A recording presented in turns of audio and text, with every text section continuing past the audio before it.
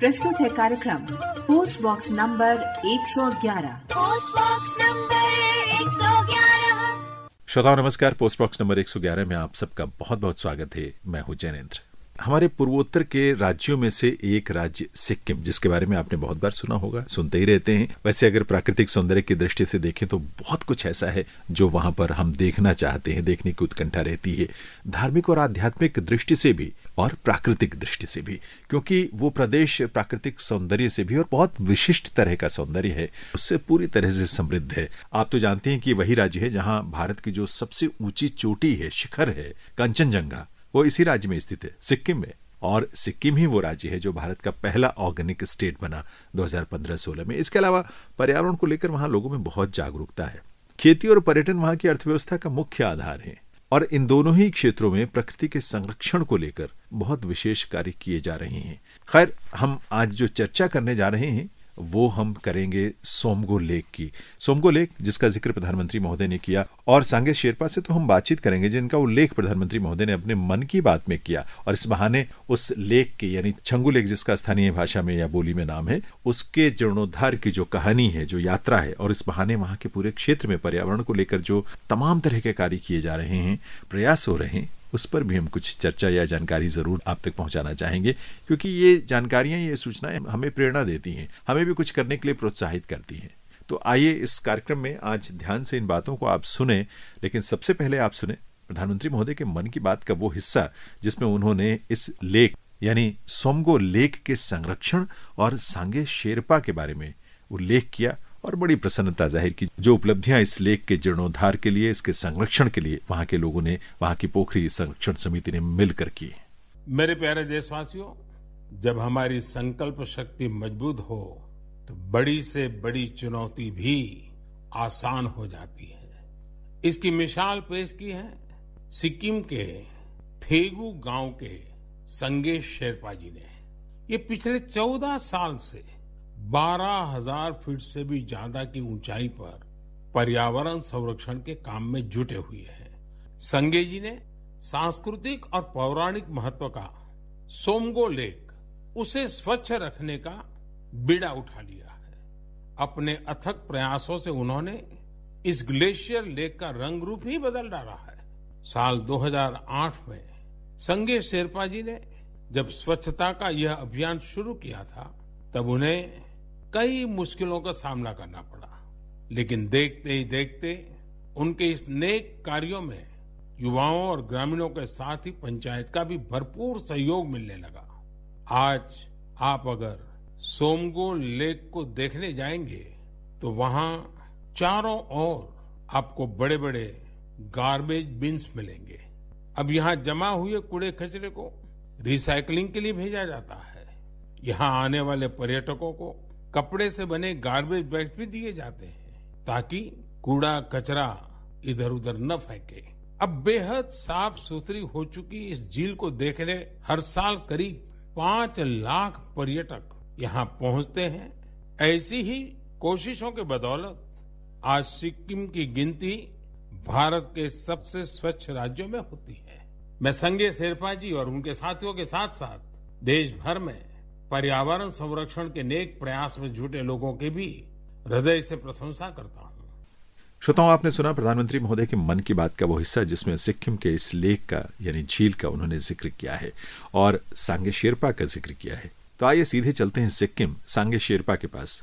थेगू गांव के रहने वाले सांगे शेरपा, जिनकी भूमिका और जिनकी पूरी टीम की यानी पोखरी संरक्षण समिति की भूमिका इस संरक्षण में बहुत महत्वपूर्ण रही है, और इसको जिन्होंने लीड किया, नेतृत्व किया, स्मिता शिलाल, डिविजनल फॉरेस्ट अफसर, उनसे भी हम आज के इस कार्यक्रम में बात करेंगे। लेकिन पहले चलिए चलते हैं सांगे शेरपा के पास। सांगे शेरपा जी, बहुत बहुत स्वागत है आपका इस कार्यक्रम में। थैंक यू, धन्यवाद। सबसे आगे तो मैं प्रधानमंत्री जी को बहुत बहुत धन्यवाद देता हूँ। उन्होंने मेरा नाम लिया, बहुत खुश लगा। हम लोगों को इंस्पिरेशन मिला है, मोदी जी ने मेरा नाम लिया और हमारे गाँव वासी भी बहुत खुश है इसमें जी। हमारे संस्था का नाम लिया, बहुत अच्छा लगा हम लोगों को, बहुत खुश हो गया और भविष्य में भी और अच्छा काम करने का हमको दिल कर रहा है जी। बिल्कुल। लेकिन ये जो आपका सोमगो लेक है या छंगू लेक है, वो आपका थेगू गांव के बिल्कुल पास में है या उससे थोड़ा सा अलग हटकर है? जी, मैं तो थेगू गांव में रहता हूँ। एक्चुअली में छंगू लेक ठेगु गांव से 5 किलोमीटर की दूरी में है। तो ये सांगे जी मेरा ख्याल है, क्योंकि मैं उस एरिया में गया हूँ, देखा हुआ मैंने, गैंगटोक से जब हम नाथुला पास के लिए जाते हैं तो रास्ते में ये आपका जो छांगु लेक है या सोमगो लेक है, वहाँ रास्ते में है। हम लोगों ने जब देखा था तो वो जमी हुई थी, क्योंकि सर्दियों में पूरी तरह से जम जाती है वो लेक, है ना?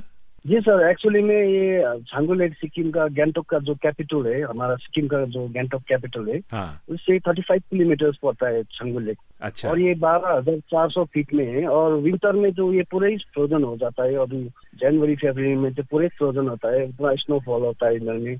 और यहाँ पे बैठने का भी एक चैलेंजिंग है, वेदर चैलेंजिंग है, बहुत कठिनाई होता है हम लोगों को भी। पानी जम जाता है, पीने का पानी भी मुश्किल से होता है जी। अच्छा सांगे जी, मैंने सुना है, एक तो ये बात सब लोग जानते हैं, लोगों को पता है कि जो आपका ये छांगु लेक या सोमगो लेक है वो सिक्किम के सबसे खूबसूरत लेक्स में से एक है, और इसीलिए वहाँ हर साल बहुत बड़ी संख्या में टूरिस्ट आते हैं, पर्यटक जो हैं।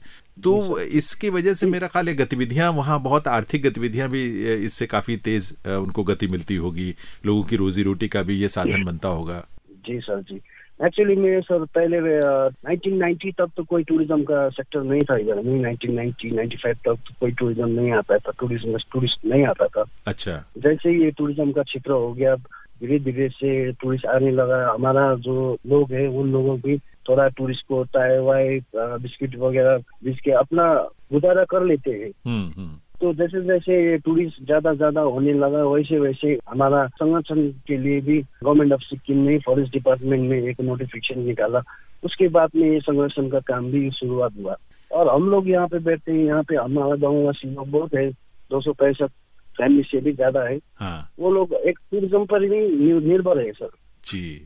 और लेक को संरक्षण के लिए हम लोगों ने एक संस्था है, गवर्नमेंट ऑफ सिक्किम के फॉरेस्ट डिपार्टमेंट के अंडर में ये संस्था गवर्नमेंट ने अप्रूव करके, गवर्नमेंट ने नोटिफाइड बॉडी बना के, गवर्नमेंट ने इनिशिएटिव करके ये एक हमको एक अच्छा एक संस्था खोल के संरक्षण के लिए और यहाँ के जो लोग हैं उन लोगों को आगे बढ़ाने के लिए कुछ काम हमारे पोखरी संरक्षण समिति के द्वारा चल रहा है सर। अच्छा सांगे शेरपा जी, एक बात तो देखिए थे, क्योंकि 2006 में सिक्किम सरकार ने ये गजट नोटिफिकेशन जारी किया था, और आपका जो ये थेगु पोखरी संरक्षण समिति है, यानी जो पोखरी का वहाँ मेरा ख्याल है नेपाली भाषा में उसको पोखरी बोलते हो, जो लेक या झील होती है, तो 2008 में इसका गठन हुआ, जिसके आप ऑफिस सेक्रेटरी हैं, है ना? जी सर। एक्चुअली में क्या हुआ कि 2006 में गवर्नमेंट का नोटिफिकेशन निकाला पोखरी संरक्षण समिति का।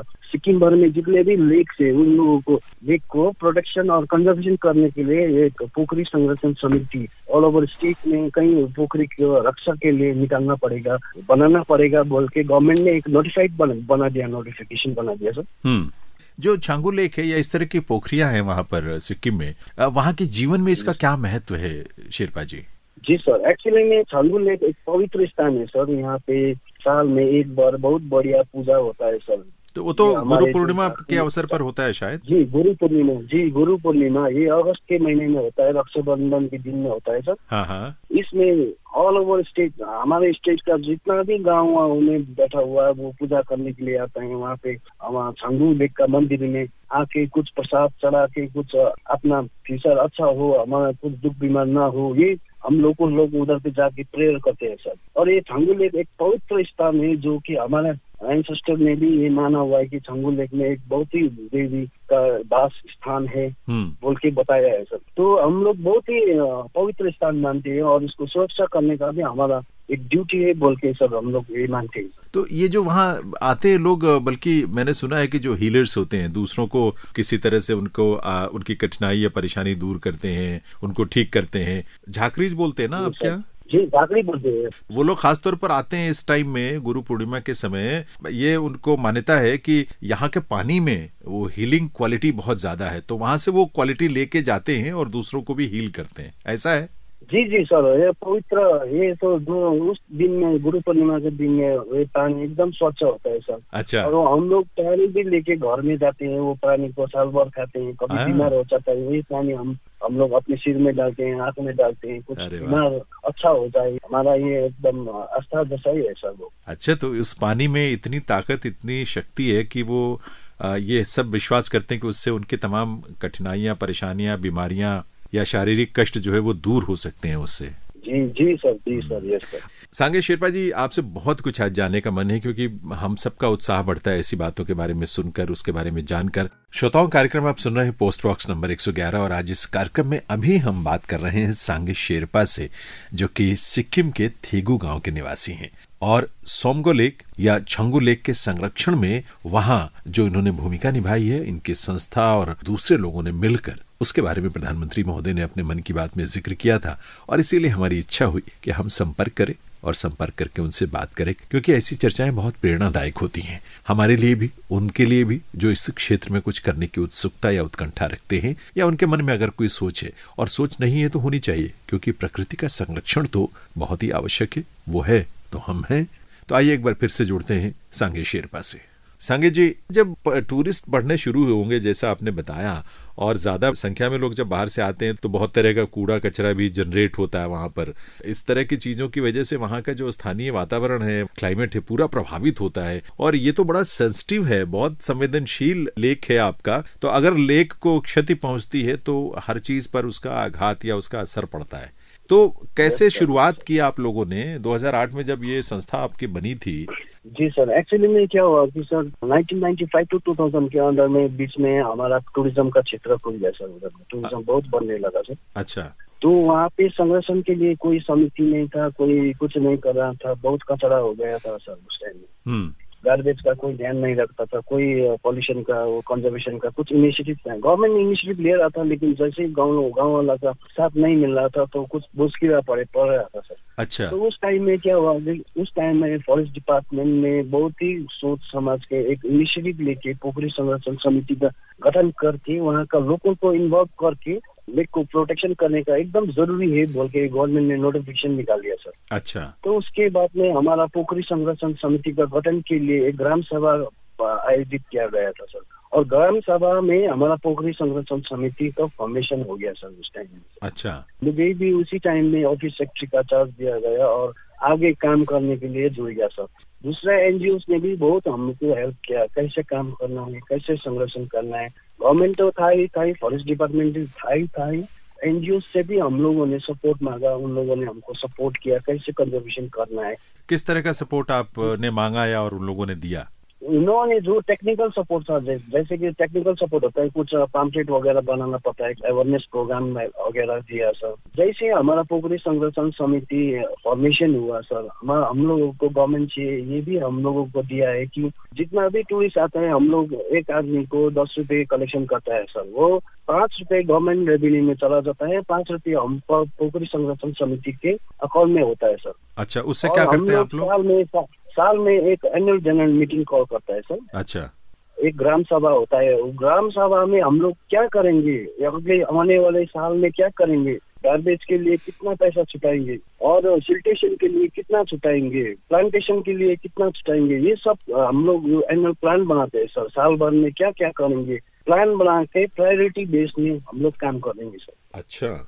ये government of Sikkim forest department के अंडर में कंट्रोल होता है सर। वो लोग ही देखता है, मॉनिटरिंग करता है, क्या काम कैसे कर रहा है, कैसे नहीं कर रहा है, कुछ काम गलत हो रहा है कि अच्छा हो रहा है। अगर ये अच्छा हो रहा है और अच्छा बनाना है बोलके वो लोग भी हेल्प करता है सर। अच्छा। तो जैसे जो 2008 में हम लोगों ने पोखरी संरक्षण समिति का फॉर्मेशन हुआ, उस टाइम में हमारा एक एनुअल लेक कंजर्वेशन प्लान बनाया।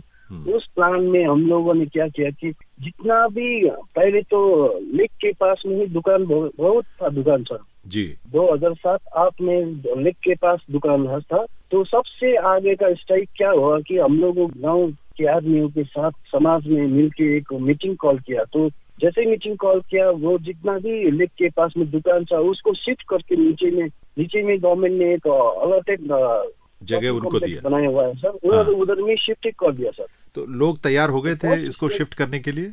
जी, वो तैयार हो गए थे सर। पहले तो बहुत बोल रहा था कि नहीं हमारा बिजनेस डाउन हो जाएगा, हमारा लाइवलीहुड में इफेक्ट होगा बोल रहा था। फिर बाद में हम लोगों ने मीटिंग करके ये अगर दुकान वहीं तो ये लेक में गंदा हो गया तो लेक जाएगा, फिर उसके बाद में और मुश्किल हो जाएगा बोल के, ऐसा बोल के गवर्नमेंट ने बहुत ही हेल्प करके आप लोगों को जितना जो भी फैसिलिटीज चाहिए वो नीचे दे देंगे बोल के उन लोगों ने भी सपोर्ट किया। और वहाँ के लोकल्स भी ठीक है, हम लेक के लिए हम लोग करने के लिए एकदम राजी है बोल के वो लोगों ने नीचे में लेक के नीचे में एक दुकान बनाए, वहाँ पे शिफ्ट करने का राजी हो गया सर। अच्छा। तो जैसे शिफ्ट हुआ उसके बाद में हमने वहाँ से कम भी 10 ट्रक जैसा गार्बेज वहाँ से निकाल के नीचे गैंगटॉक में लेके जो डंपिंग एरिया है वहाँ पे डिपॉजिट भी कर दिया सर। उसके बाद से जो क्लीननेस ड्राइव किया हम लोगों ने, फिर सिल्टेशन वहाँ से जो जितना भी गंदी मिट्टियाँ घुसाया था उसको चेक डैम्स देखिए ज्यादा फर्दर सिल्टेशन ना हो, ये किया सर। अच्छा। उसके बाद में फिर अवेयरनेस प्रोग्राम हमारे गाँव लोगों को, जितना भी गाँव को कुछ इन्वायरमेंट के बारे में जो भी है वो हम लोगों ने इन्वायरमेंट अवेयरनेस प्रोग्राम भी दिया, स्टूडेंट को दिया है, आर्मी को भी दिया है सर। जितना टूरिस्ट आता है उन लोगों को भी हम लोग अवेयरनेस प्रोग्राम देते हैं सर। अच्छा। तो इस तरह से हमारा लेक कंजर्वेशन का काम ऐसे ही चल के आ रहा है सर। मुझे याद है सांगे जी, जब मैं वहाँ नाथुला गया था तो गैंगटॉक से नाथुला जाते हुए तो जो टैक्सी हमारे पास थी, तो टैक्सी के ड्राइवर ने हमको बोला कि सर जो भी वेस्ट होगा, जैसे कोई रैपर है, कोई बॉटल है प्लास्टिक की है, कोई भी कूड़ा कचरा है, आप उसको बाहर मत फेंकिएगा, गाड़ी में रख दीजिएगा, हम उसको सही जगह पे डाल देंगे। तो हमें बड़ी खुशी हुई कि वहां पर ड्राइवर्स भी, क्योंकि बहुत बड़ी संख्या में टैक्सी चलती है वहां पर, उस रोड पर हाईवे जो है आपका गैंगटॉक से नाथुला का, तो हमें ये खुशी हुई कि ड्राइवर्स तक जो है इस बात को लेकर इतने जागरूक हैं कि वो चाहते हैं कि कोई कूड़ा कचरा ऐसे खुले में ना फेंके कोई भी पर्यटक, और वो इकट्ठा करके उनको दिया जाए, एक जगह इकट्ठा किया जाए। और वो बल्कि वो कह रहे थे कि हम लोग मिलकर भी साल में एक बार या 2 बार उस पूरा ट्रैक का सफाई भी करते हैं। तो ये मेरा ख्याल है जागरूकता जो है बहुत बड़े स्तर पर वहाँ देखने को मिली और इसका बड़ा लाभ मिला है। जी सर। एक्चुअली में तो सर ये सबसे आगे तो हम पोखरी संरक्षण समिति का एनुअली साल में एक बार ड्राइवर को सेंसिटाइज करते हैं सर हम लोग। एक प्रोग्राम ऑफ सीजन में जब टूरिस्ट कम होता है उस टाइम में सभी ड्राइवर को, हम गैंगटॉक में जितने भी ड्राइवर्स को इन्विटेशन करके, एसोसिएशन को इन्विटेशन करके उन लोगों को अवेयरनेस प्रोग्राम देते हैं, क्योंकि हम लोग बताते हैं कि आप लोग ही हमारे सिक्किम का एम्बेसडर हो, जो कि टूरिस्ट के साथ डायरेक्टली बात करते हैं। आप लोग टूरिस्ट के साथ डायरेक्टली कनेक्टेड होता है। अगर आप लोग टूरिस्ट को बताएंगे तो टूरिस्ट भी समझ जाएगा, जब तक आप लोग नहीं समझेंगे तब तक टूरिस्ट भी नहीं समझेंगे। ये अवेयरनेस हम ड्राइवर्स को देते हैं। साथ साथ में हम गाड़ी में भी एक गार्बेज बिन प्रोवाइड करते हैं free of cost to the all drivers को। ऑल गाड़ी को जितना भी छंगू लेक में जाते हैं उन लोगों को एक डस्टबिन बैग प्रोवाइड करते हैं सर, और उस डस्टबिन बैग में ही डालना पड़ेगा बोल के आप लोग भी टूरिस्ट को एक थोड़ा अवेयरनेस मैसेज,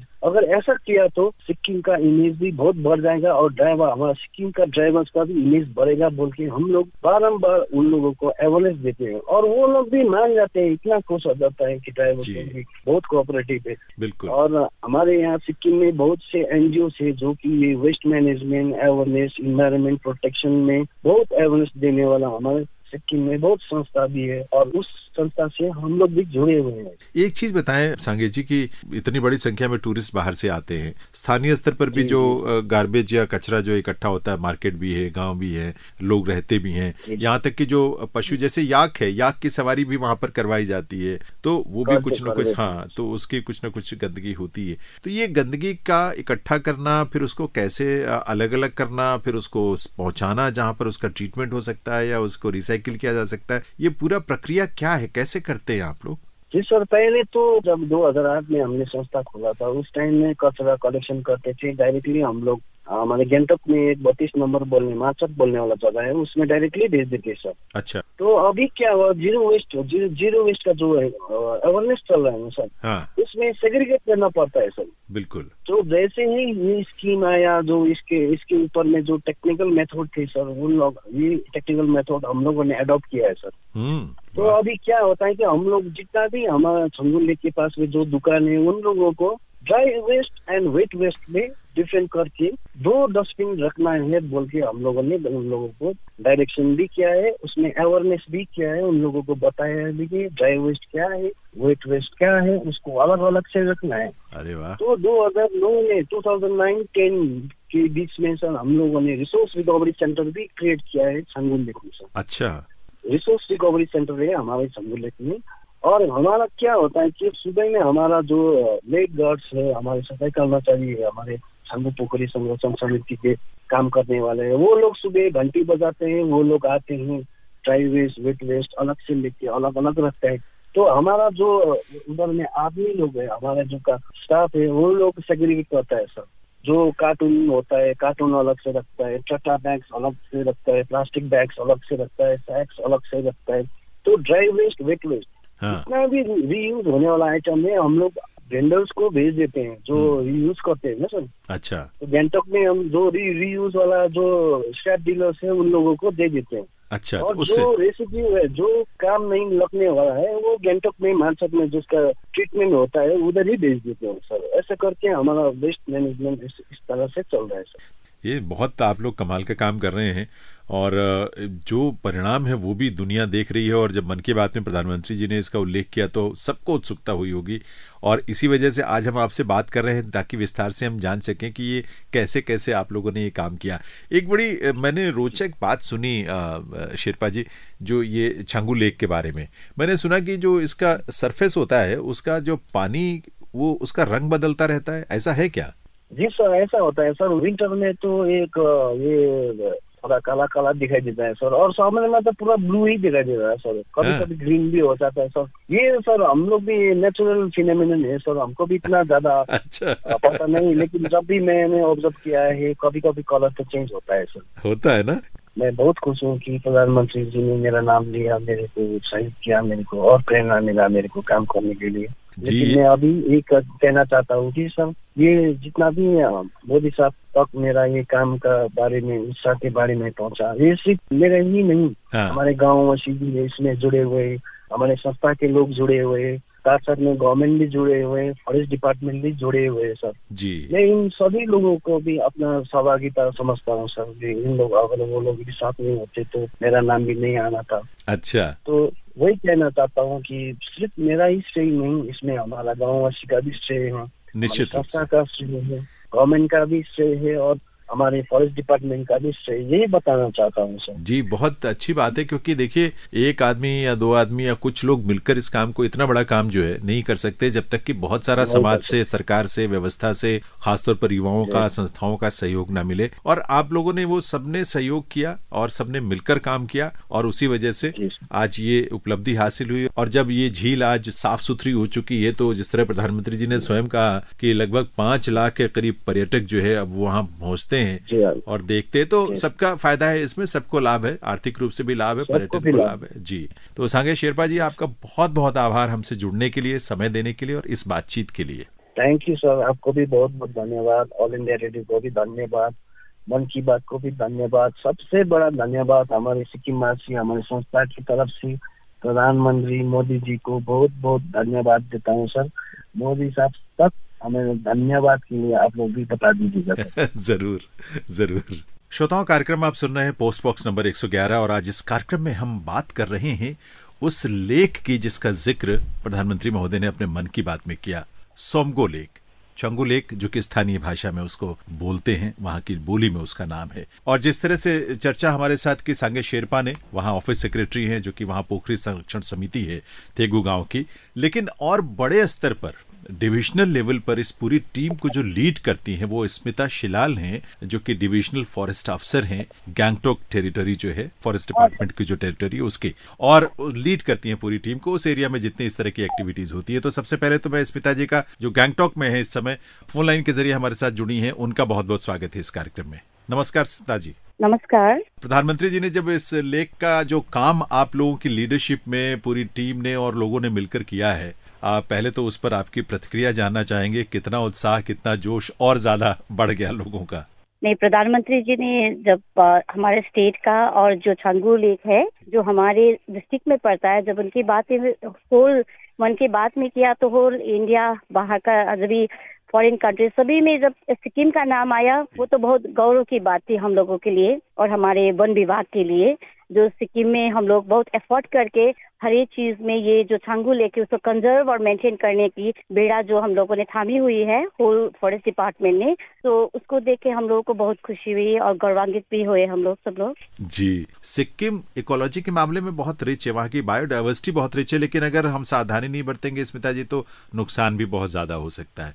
तो मुझे लगता है इस दिशा में बहुत अच्छा काम हुआ है और इसकी शुरुआत जो 2006 का नोटिफिकेशन था, मेरा ख्याल से वहां से उसकी नींव पड़ गई थी, उसका सूत्रपात वहां से हो गया था। उसके बारे में बताएं कि जो नोटिफिकेशन था जो पोखरी संरक्षण समिति के गठन को लेकर था 2006 में, उसका आधार या उसकी सोच, उसका विजन क्या था और आज हम उसको लेकर कहाँ तक पहुंचे हैं? 2006 अगस्त के 2006 में जो नोटिफिकेशन निकला था उसको बेसिकली सिक्किम के हर एक जगह पर, हर एक डिस्ट्रिक्ट पे जितने भी लेक्स है उसको कंजर्व और मैनेज करने के लिए ही वो नोटिफिकेशन निकला था, जिसको हम लोग पोखरी संरक्षण समिति बोलते हैं। जो पोखरी मीन्स नेपाली में लेक को कहते हैं। तो पोखरी संरक्षण समिति हर एक डिस्ट्रिक्ट में बनाया गया एज पर वो नोटिफिकेशन के आधार पर, और जिस में सभी में जैसे खिचबड़ी लेक है, जैसे छांगू लेक है, और उसमें से सबसे अच्छा काम जो किया वो छांगू पोखरी संरक्षण समिति ने किया हुआ है, क्योंकि ये गैंगटोक से नजदीक भी है और नथुला के बॉर्डर, जो चाइना बॉर्डर के पास है नथुला, उसके पास है। तो अभी जो ये समिति है ये सेल्फ सस्टेन्ड है, तो इसकी वजह से इसको जन्म हुआ, ये पहले का जितने भी फॉरेस्टर्स है, सीनियर फॉरेस्टर्स, उन लोगों की योगदान है, उन लोगों की क्रिएटिवनेस की, उन लोगों की एटलीस्ट हम लोग का जो लेक है, जो एक सेक्रेट माना जाता है जो लेक को, उसको कंजर्व करना और मेंटेन करना सस्टेनेबल डेवलपमेंट के लिए बहुत जरूरी है। ये सब सोच से ये वाला जो पोखरी संरक्षण समिति है ये शुरू हुआ था। समिति के गठन की प्रक्रिया है जो उस नोटिफिकेशन में, जिसको गाइडलाइन भी, दिशा निर्देश भी उसमें शामिल थे, और वन विभाग है उसकी क्या भूमिका है, इसके बारे में थोड़ा जानना चाहेंगे। मुझे इसलिए मैं जानना चाहता हूँ स्मिता जी कि एक ये बड़ी बेहतरीन शुरुआत और कोशिश है सिक्किम में, और मुझे लगता है कि और राज्यों में और जगह अगर लोग सुनते हैं इन चीजों के बारे में तो उनको भी प्रेरणा मिलेगी कि वो भी अपने यहाँ के प्रकृति के संरक्षण के लिए इस तरह की कोशिश कर सकते हैं।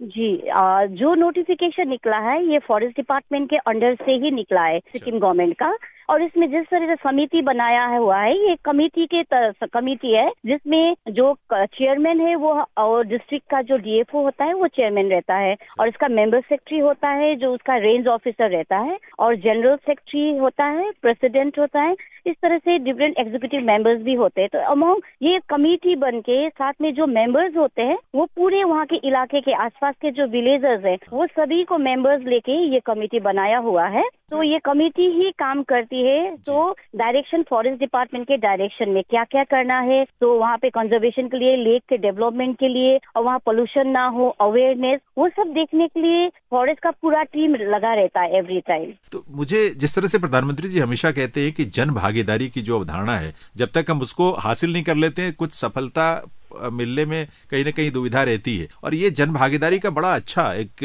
पब्लिक पार्टिसिपेशन का बहुत अच्छा उदाहरण है। स्मिता जी, इसमें ग्राम पंचायतों की किस तरह की भूमिका रहती है? हाँ, इसमें जो ग्राम पंचायत, वहाँ का वार्ड का ग्राम पंचायत जो छांगू का है वो ही इस कमेटी का प्रेसिडेंट है, और इस वजह से यहाँ पे जो भी यहाँ पे काम होते हैं वो उसमें पंचायत का भी पार्टिसिपेशन उतना ही होता है और लोकल पब्लिक का भी उतना ही होता है, लोकल पब्लिक का। और ये वन ऑफ द वेरी एकदम एक एग्जाम्पल है जिसमें पब्लिक की वजह से सेल्फ सस्टेन कमेटी है। आज के टाइम में हमारे जो पोखरी संरक्षण समिति, छांगू पोखरी संरक्षण समिति, इसके अंडर में 10 लोग एम्प्लॉय है, उसमें एक एम्प्लॉय सांगे भी है, जो सांगे शेरपा है वो भी एक एम्प्लॉय है। तो 10 एम्प्लॉय को सैलरी, ये जो इससे कमेटी से पैसा उठता है उसी से उनका सैलरी चलता है। तो मतलब सेल्फ सस्टेन है, नथिंग हैज बीन, बाहर से कुछ भी नहीं आता। एनजीओ से जैसे WWF और दूसरे एनजीओ सपोर्ट करते हैं ड्यूरिंग क्लीनिनेस के लिए और दूसरे जो प्लांटेशन वगैरह के लिए हेल्प करते हैं वो लोग, बट बेसिकली टोटली ये सेल्फ सस्टेन्ड एनजीओ मतलब कमिटी है। ये फॉरेस्ट डिपार्टमेंट का जो पीसीसेफ कम सेक्रेटरी होता है वही हेड है, उनके अंडर में हर एक पीएसएस बना हुआ है पोखरी संरक्षण समिति हर एक डिस्ट्रिक्ट में। तो डायरेक्टली पीसीसेफ देखते हैं और हर एक डिस्ट्रिक्ट में जहाँ जहाँ लेक्स है वहाँ पे DFO territorial as a chairman रहता है। श्रोताओं, कार्यक्रम आप सुन रहे हैं पोस्ट बॉक्स नंबर 111 और आज इस कार्यक्रम में हम बातचीत कर रहे हैं सिक्किम के सोमगो, या जिसे स्थानीय भाषा में छोंगू लेक कहते हैं, उसके जीर्णोद्धार के बारे में, जिसका बीड़ा उठाया वहां की यानी थेगू गांव की थेगू पोखरी संरक्षण समिति ने।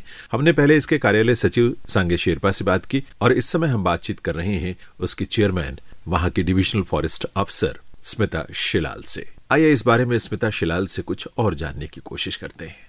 अच्छा, अब एक बहुत महत्वपूर्ण बात स्मिता जी आपसे जानना चाहेंगे, क्योंकि आप एक तरह से एक्सपर्ट के तौर पर भी हैं, आप वन विभाग में कार्यरत एक वरिष्ठ अधिकारी हैं। जो लेक्स हैं उनका हमारे इकोलॉजी के हिसाब से देखें तो कितना महत्व और क्या महत्व है? ये तो हाई अल्टीट्यूड जो भी छांगू लेक है और बेसिकली सिक्किम में जितने भी लेक्स है वो हाई ऑल्टीट्यूड है जहाँ पे स्नो फेडेड एरिया में रहता है। तो ये सब water source, portable water source, जितने भी वाटर सोर्स है उसी का काम करता है। तो यहाँ पर जितने भी ये लेक से जितने भी रिवर निकलते हैं वो सभी जितने सिटी गैंगटोक होता है और जितने नामची वगैरह जितने भी सिटीज रहता है उसमें इसका कंट्रीब्यूशन होता है ड्रिंकिंग वाटर के लिए। तो इट्स वेरी इंपॉर्टेंट कि ये सोर्स बहुत इंपॉर्टेंट है, तो इसको कंजर्व करना भी उतना ही इम्पोर्टेंट है। अब उनकी कंजर्वेशन के लिए किस किस तरह की एक्टिविटीज की जाती हैं? क्योंकि देखिए, जो सिर्फ ये नहीं है कि कचरा या गंदगी फैलती है, इसके अलावा भी और बहुत सारी चीजें मुझे लगता है होंगी, जैसे सिल्ट बढ़ता जाता है तालाबों में या झीलों में, या और तरह की गतिविधियां होती हैं, या कई बार ये जो पेड़ों की कटाई हो जाती है। अल्पाइन के तो बड़े खूबसूरत जंगल हैं आपके उस लेक के आसपास, तो अगर इन पर भी खतरा होता है तो लेक के ऊपर भी खतरा पड़ता है। तो एक मुझे लगता है कि बहुत ही इंटीग्रेटेड अप्रोच जो है, एकीकृत एक कोशिश इसके लिए बहुत जरूरी है। तो थोड़ा उसके बारे में बताएं जो आप लोग करते हैं। नहीं, वो तो बहुत जरूरी है। ट्री कटिंग वगैरह, डिफॉरेस्टेशन नहीं होना जो एक सबसे इम्पोर्टेंट बात है। लेकिन ये छांगू जो पोखरी है ये जो हाई अल्टीट्यूड अल्पाइन रीजन में है, तो इसमें बड़ा बड़ा ट्रीज नहीं है, तो जो श्रब्स होते हैं, बुशेस, ऐसे वेजिटेशन में है और वेरी इंपॉर्टेंट मेडिसिनल प्लांट्स वगैरह वहाँ पे मिलते हैं। तो इसका कंजर्वेशन तो फॉरेस्ट डिपार्टमेंट बहुत सालों से कर रहा है और हो भी रहा है प्रॉपरली। और इसके अलावा यहाँ पे जो छोटे छोटे गांव हैं जो इसके वाटरशेड के ऊपर पड़ते हैं, तो वहाँ से थोड़ा मैला आने की चांसेस होता है और उसकी वजह से सिल्टेशन की चांसेस होते हैं। तो वो सभी को चेक करने के लिए ही पीएसएस वहाँ पर तैनात रहते हैं और पीएसएस के जितने भी कर्मचारी हैं वो सभी वहाँ रह के उसको स्टॉप करने में, रोकने में मदद करती है। एक वहाँ स्मिता जी मुझे याद आ रहा है, क्योंकि वो जगह मैं देख चुका हूँ, तो वहाँ पर वैसे तो वहाँ के अपने लोकल बर्ड्स भी काफी हैं, लेकिन माइग्रेटरी बर्ड्स भी वहाँ आते हैं। तो उनके लिए एक अनुकूल माहौल बने, उनका हैबिटेट जो है वो सुरक्षित रहे, या वनस्पतियां हैं जो वहाँ पर फ्लोरा फौना, तो उसके लिए किस तरह के प्रयास, मुझे लगता है वो भी बहुत महत्वपूर्ण है उस टोटल इकोलॉजी को संरक्षित करने में।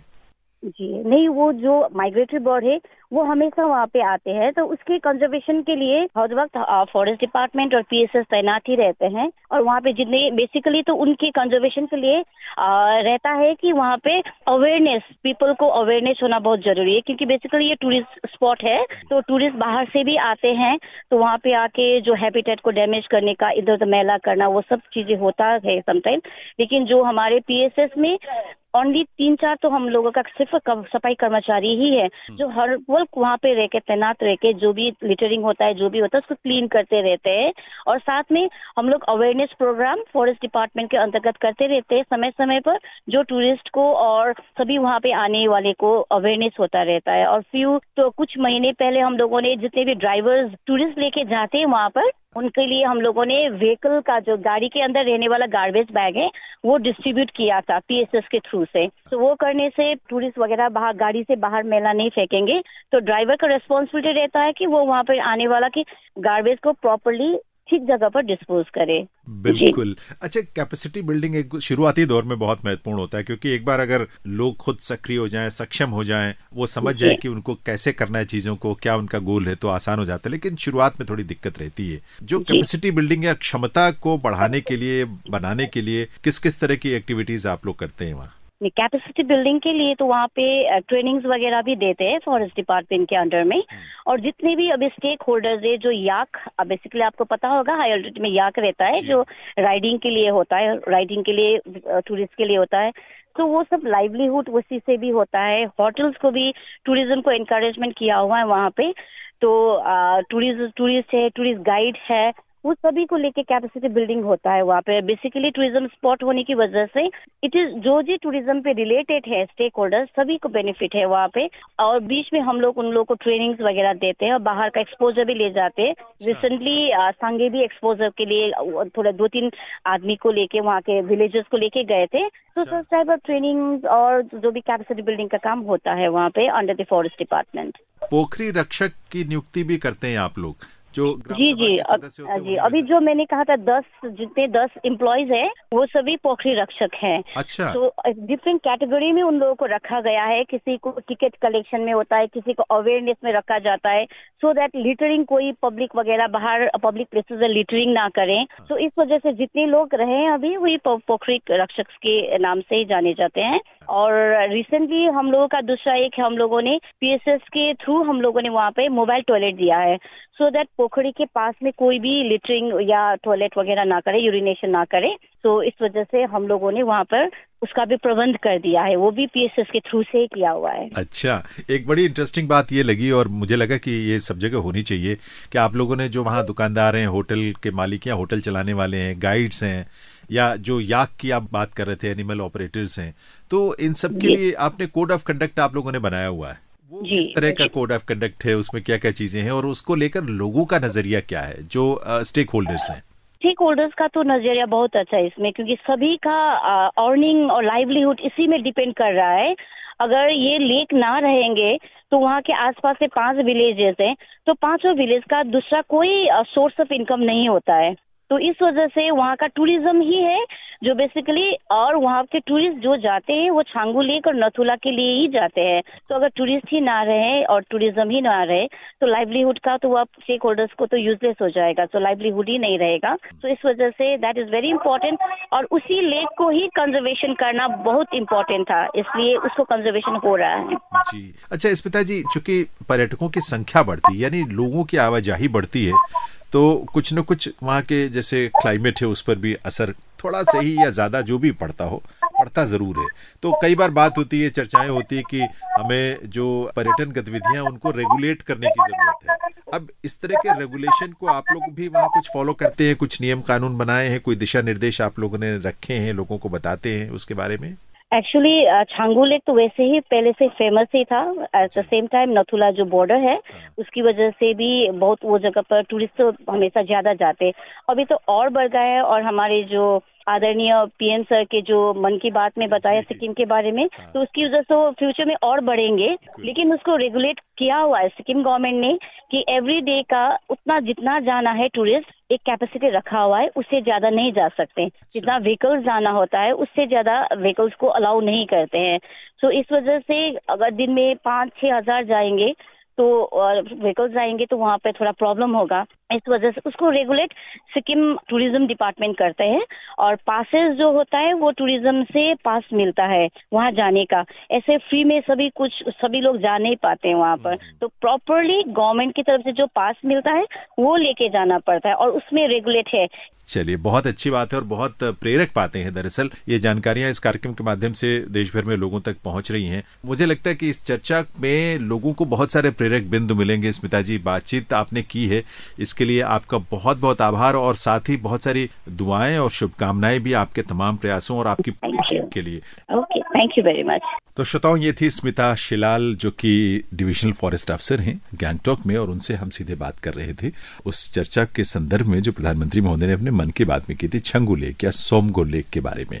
और इस बहाने बहुत सारी प्रेरक जानकारियां हम तक पहुंची हैं।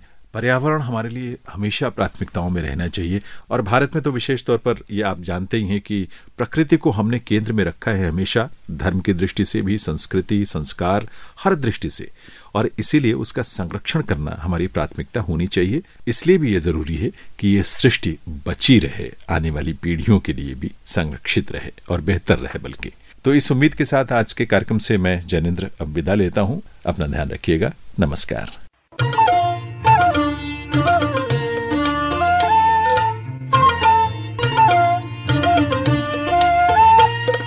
अभी आप सुन रहे थे कार्यक्रम पोस्ट बॉक्स नंबर 111।